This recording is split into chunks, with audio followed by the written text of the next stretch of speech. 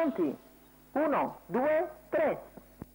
Buona la prima con veloce Butterfly Horse a prendere l'iniziativa nei confronti di Colibri Jet. A largo avanza Alabama Monroe, mentre ha sbagliato Numero 3, travolta Treb Zonk per di un attimo che si è Girifalco, ripreso, invece finisce a squalificato. tabellone. Zonk di Girifalco ha girato molto bene Brigitte Rock da 20 metri, ha girato molto male Sherivit che si trova in ultima posizione. 15-2 per il lancio. In vantaggio Butterfly Horse, Alabama Monroe che si è sistemata seconda, Colibri Jet che passa a condurre dopo 400 metri in 33. Così il favorito Colibri Jet guida e come era preventivabile si forma la fila indiana, nessuno può andare all'esterno. 45-1 i primi 600 metri di corsa, Colibri Jet, Butterfly Horse, Alabama Monroe, Azteca Dimar, Brigitte Rock, Travolta Treb, Bolt, Sherivit. Questi nell'ordine.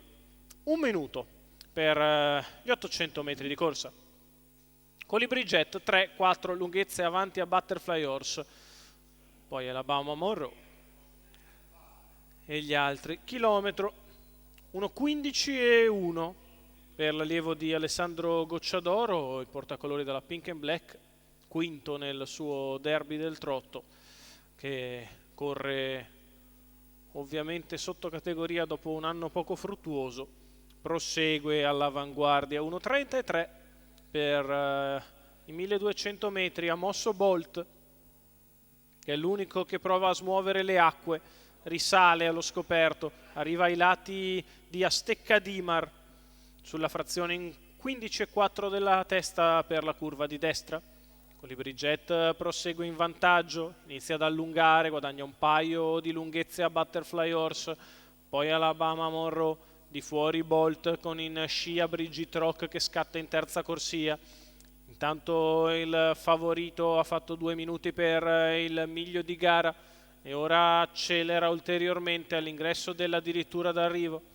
Colibri Jet per fatti propri, Butterfly Horse e Alabama Monroe che lottano le piazze insieme a Brigitte Rock che va di dentro nel finale. Colibri Jet vince fermando, seconda Alabama Monroe, terza Butterfly Horse.